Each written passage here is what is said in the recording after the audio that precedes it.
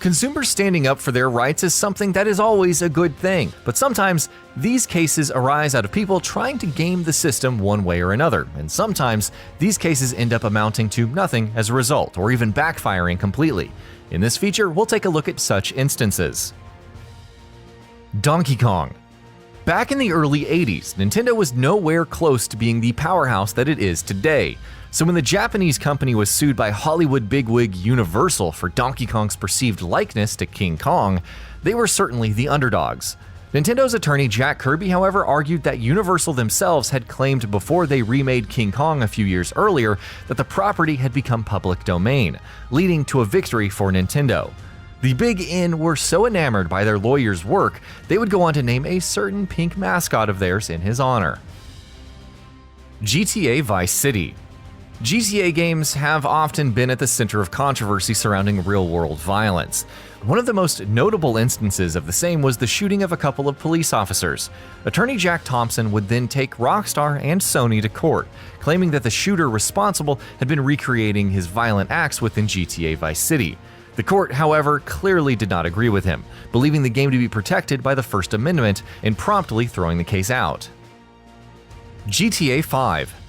As we've discussed, Grand Theft Auto is no stranger to controversy or legal lawsuits, but this one probably tops the lot. Well-known Hollywood personality Lindsay Lohan decided that Rockstar had stolen her likeness to use it for a minor character in the game, and that the character inspired by Lohan herself. The case, of course, led to nothing. The court found that Lohan's allegations had no merit whatsoever. Mortal Kombat. Back in 1997, a 13-year-old boy was tragically killed when he was stabbed by his friend. His mother would go on to sue Midway Games, the developers of Mortal Kombat, alleging that the person who had stabbed her son had been addicted to the fighter and was imitating one of the game's infamous fatalities when her son had died. The court, however, felt that the game was protected by the First Amendment and that Midway Games couldn't be charged with product liability. Pokémon. Imagine a person suing Nintendo for having stolen their likeness to create a Pokémon. No, really, it really happened. Magician and illusionist Uri Geller sued Nintendo for having stolen his identity to create the Pokémon Kadabra, who, as you might know, carries spoons around and has telekinetic abilities. Geller does spoon stuff as well. Bafflingly enough, the two parties still haven't reached an agreement, and as a result of this, Nintendo haven't used the image of Kadabra on a Pokemon trading card since 2003. Killzone Shadowfall. Visual downgrades and games often go hand in hand, but though Killzone Shadowfall didn't exactly see such a downgrade in the conventional sense, there were some who had felt that they had been misled by the game's advertising. Shadowfall was advertised as a shooter that would run at 1080p, but when it launched, it was discovered that the resolution is not natively achieved, and instead achieved by upscaling through temporal reprojection. A class action lawsuit was filed claiming false advertising, but the parties would eventually reach a settlement out of court. Fallout 4, also known as the case about ridiculous claims of extreme addiction. A man in Russia decided to sue Bethesda because, as he claimed, they'd failed to warn him that he could become so addicted to Fallout 4 that his life would literally fall apart, or so he said.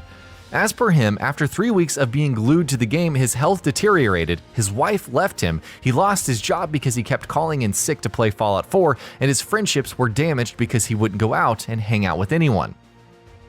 EA. One of the only times the entire industry stood behind EA. A man named Tim Langdell had somehow gotten his hands on the ownership of a trademark of the word edge, and anytime anyone tried to use the word in relation to a video game, they got sued by him. This led to some controversial incidents, such as a well-loved game called Edge being delisted from iTunes because it got sued. This is also why Soul Edge was called Soul Calibur in the West. Ultimately, EA, when they published Mirror's Edge, decided to take the fight to Langdell himself, claiming to be acting on behalf of the entire industry. The suit would be decided in EA's favor, and Langdell's trademark would be cancelled. NCSoft. The popular 1998 MMO Lineage used to be quite popular in South Korea. One 64-year-old woman, however, invested a bit too much time into it. During that time, she used an enchantment on a rare, valuable sword in the game, but the enchantment failed, which led to the sword breaking, as failed enchantments did in that game. Arguing that the sword was rare enough to be sold for around $28,000, the woman sued the game's publisher, NCSoft, saying that she used the enchantment by mistake. Not only did the court find that she hadn't used the enchantment by mistake, it also ruled that NCSoft had no responsibility to restore her item, or be held liable for any damages. Microsoft. There was a man named David Stebbins who must have felt he was really clever when he sued Microsoft for a $500 billion payout. Yes, billion, not million. And how or why did he do that? Well, not because Microsoft was doing anything wrong or breaking any laws, no. Stebbins sent a notice to Microsoft telling them that he's unilaterally changed the Xbox Live terms of services because he felt the nitty-gritties of the basic nature of a contract between a consumer and a service provider allowed him to do so, which, after a couple of other steps, led to him claiming $500 billion in damages from Microsoft.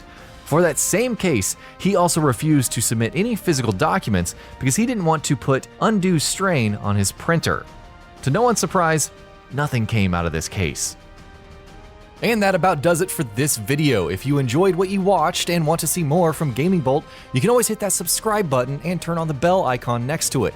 That way you will never miss any of our videos.